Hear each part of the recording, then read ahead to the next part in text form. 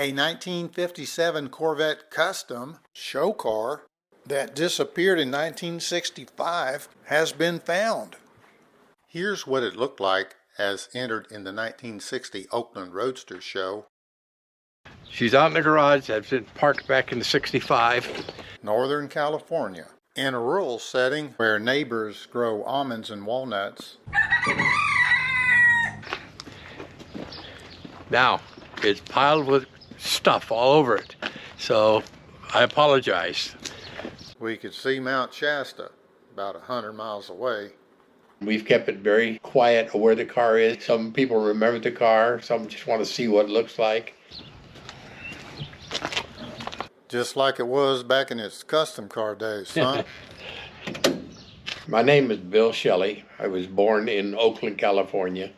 In 1957, I fell in love with the Corvette and found one for sale. I think new Corvettes at that time were going for about $3,500. Found this car. It was used. It only had less than 3,000 miles on it, and I got it for $3,000. Drove it around a lot. Used to take it deer hunting. White with a red cove, pinstriped by the legendary Tommy the Greek. Around the tail lights, the deck lid, and the headlights. Nice, but not enough for a 20-year-old. I wanted something different than anything else on the road. And this guy had a 55 Corvette that he had customized. Soon to be a feature car in the August 1959 issue of Hot Rod magazine. And started being friends with him. His name was Bob McNulty. He was a fiberglass man that used to work on Corvettes. Mm-hmm. I designed what I wanted to have on my car, and Bob and I started tearing into it and building it up. That 57, a time capsule from its late 50s show car glory days. That's just another magazine I was located in. Look at the price of that magazine. 35 cents. Wow. We're going to take all the stuff off it, load it on a trailer, and take it to the Grand National Roadster Show. As is a barn find. Bill's first trip back since 1960. Yeah, that was my Roadster Show number and everything. All we got, 3 days to make the show. Okay. Fine. I had it in the Bay Area in a warehouse down there, and then I bought it up here in about 94 and parked it in this garage. I had to drive it to 64 in there after it was all done. I took my wife out in it at one time. Bill had the car before he and I met. We had one date in it. The last tags on it were 64. It's been parked ever since. Because I got married and money had more important places to go.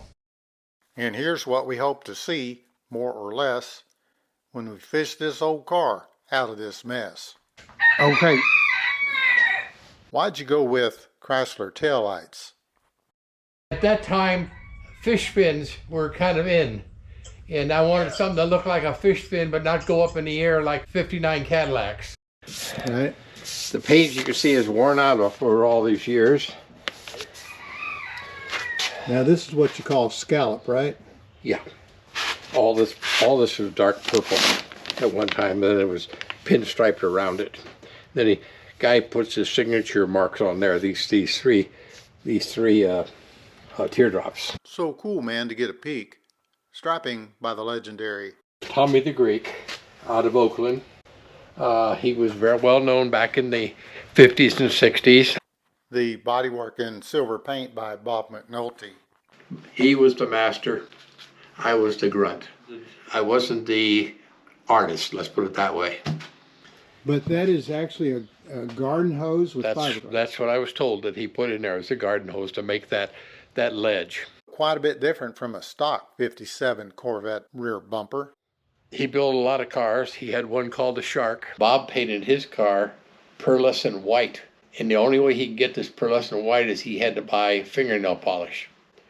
And he bought cases and cases of fingernail polish to paint his car that pearlescent white. The idea of getting rid of the car was because all it's going to do is sit in my garage and get older and older and nobody knows about it. I wanted the car to go to somebody that would appreciate it and would like to put it back the way it was.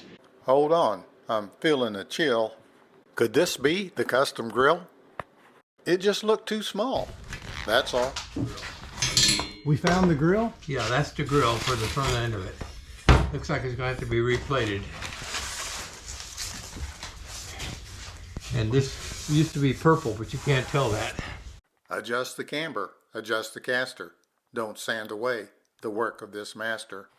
What is this made from, do you know? I have no idea. Sure feels heavy to fit this custom Chevy. How about right here in this box? That's fine, just as long as I don't forget it. Yeah. And you got the, looks like we got the top here. And then the windshield header and... This air cleaner housing looks stock to me. Yep, just like the one off this 57 Vet 283. Transmission's a 3-speed. Manual, of course. The idea was that I was going to start working on it here in the garage. But as I'm getting older, I'm finding it harder to get on the ground and work lower on the ground. Finally, get to see that custom front end. Your headlights are falling down on me. Were you thinking of Ferrari or something when you all made that? No, I really wasn't. I was just trying to get a design that faced down is what I was trying to get. So how long since you seen that front end, Bill? Haven't seen that for years. What's this on the side? What's that say? Oh, that red thing? Yeah. It was a company I used to work for. At that time, there was no metal flake, and he got roofing paper mica. After so many coats of mica, he'd take some steel wool, rub it down, and then turn around, put more mica on there. When he was done with the sparkle, he'd put a lot of clear coat over the top of it. The mica still sparkles through the paint, especially on the doorpost where there's less dust around the VIN plate. All the paneling on the inside are out of it. The seats are out of it. 57,000 odd miles. That odometer shows. Just as the rooster crows. See that old red in the dash? Had never been in a crash. Will this hood lift where you see the... It will, but I got to use the pliers in here. Oh, has it got a release in there? There's a release, but the plastic handle on it is broken. Oh boy, I can't push that. But I got to get some more strength on that. Okay, you want me to try it? If you want to try with me, I'll put my arm in here too. Okay. We're going to pull straight back. What? Okay. There we go. A little bit more. Is that the stock steering wheel? Yeah. It used to be purple. You can see it's worn out from the time driving it. All I remember of Bob is blonde-headed kid, a lot of fiberglass in his hair, itched all the time because fiberglass, you're scratching all the time when you're working with the stuff. He would take rods and bend the rods to the shape we wanted. He would screw them into the existing fenders of the car. He would tape cardboard over the top of the rods to get the effect he wanted. And then when he got that, he would lay a light layer of glass over the top of that and then start building the body up. That looks like a original carburetor. It is. The engine and everything, it was not modified at all. A stock 283 4-barrel. Exhaust manifold stock and everything. Huh? This is stock, but there's cutouts built in there somewhere. I think right up in here, where they make the bend, there's a set of cutouts. In the exhaust manifolds? Not in this, but in the actual pipe. Leading to these aftermarket dual exhaust pipes. This was polished out. There's some chrome left. The generator is sitting over there on the top. It had a little piece of chrome on it. And there's some chrome plating on the top there. This is the generator? Yeah. And in those days, there was a lot of leading being done. Cars that were made with lead were so dang heavy that they could barely move on the road. He was using fiberglass and bondo. So some parts of that car could be an inch thick. Other parts of that car could be quarter inch, maybe half inch. So it was built up a lot with bondo and fiberglass. I don't know. Oh, the heater's in there. What's all this down here? It looks like a squirrel's been in there.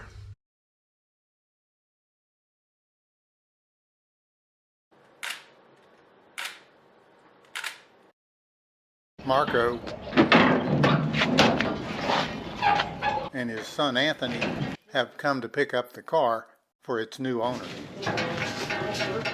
I had a lot of people that wanted to take the car and cut the body off and go back to the old style. I wouldn't sell it to somebody like that. I have also got a lot of people that says, why would a guy like you ruin a beautiful 57 Corvette and make that piece of trash you made? You're going to get those type of people no matter where you do. And so, I don't know. How's it feel today to see the car leaving? I mean, It'll make my wife happy. She can get her car in the garage now. God, I haven't seen those seats down for years. I wanted to do, what do you call it now, tuck and roll or something like that. They used to do that in those old cars. But instead, because of cash and because I had to get it done quickly, I went out to a fabric store and I upholstered the seats myself in a black fur with a lavender button I stuck right in the middle to give the black and lavender effect when the car was painted silver and purple. I made door panels up with the furry stuff. And these are like those right there, except I didn't use the red ones. those are kick panels, looks like. Yeah, and I made the door panels. Here's the door panels. I did not use the red ones. So that's how we got the seats and the side panels done. Yeah, at my age, you got to start liquidating. If you don't want your kids to take care of it, you got to do it yourself. And that's what I'm doing. An extra set of Corvette seats, the original soft top, frames for that second set of seats. Oh, look, it's got the little handle for release. I got to take care of all this. My kids cannot take the time to come up to do that. It's already got a cracked fiber plastic. Oh, right here. Yeah. Half inch. Half inch? Yes, sir. I mean, I don't want to turn it all the way. It's just by hand, so it won't fly away. Huh? Yeah. Shifter and flexible radiator hose. Those don't have a shift pattern on the ball, do they? No. That is Off the stock body, part bumper, part exhaust router. it's the old body that was in the underneath. He'll find a way to use it. Okay. I'm very. This is a sad day for me to have the car moved out and lose it. And I'm not losing it. It's going to a gentleman that I think will treat it right. Fuel filter, coil. I was almost forgetting it. I don't know who put it over there. I did. Our director is. See that goes? This goes with you, and looks like you gotten everything and nothing fell on the floor that I can see. You don't have nothing in here, sir? And I just like to keep abreast of what's happening with it. You know, we used to take that Corvette out and buy $1 worth of gas, and with $1 worth of gas, you got 5 gallons of gas, and you got your car windshield washed, and you know, everything was anything you wanted done, check your tires, anything. Today, what would $1 buy you? Nice. Yeah, we made that out of plastic. I'm glad it's going to be preserved. I'd like to see it get done and get put together like it used to be in its best days when it was in the show. So why wait until the car's all cleaned up? Why not take it to the Grand National Roadster Show right now, as is, as a barn find? No matter who owns this custom machine, it will always be Bill Shelley's 57 Corvette. And he's motoring this way. His last Grand National Roadster Show, 1960. Not all that long ago. This is where we put the word Valley High in here, and then we had white gravel and colored rock. How did you come up with that name? I enjoyed a movie called South Pacific, and the song Valley High was talking about an island, and the name just rang in my head, so that's what we named our car. And the only way you see that name is how we spell it out on the gravel that we put around the car for appearances. Straight ahead, the Corvette is in the Galpin Auto Sports display. Everybody knows Bo Bachman from TV and Galpin Ford. And here's the Corvette Valley High. Bill is headed towards the display.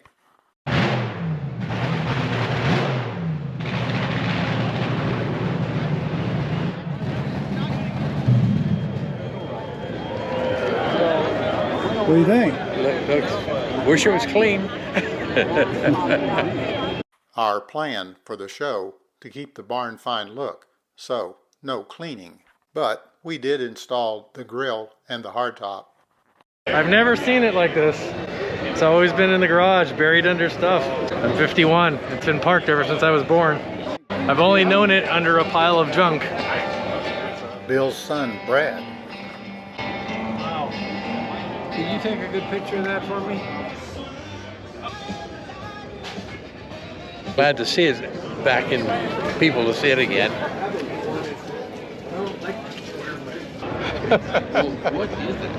I know they're all too young to know the car. I'm sad, but I'm glad it's being seen again. You know, but yes, I'm sad I don't own it. And fine, I'm tickled to death.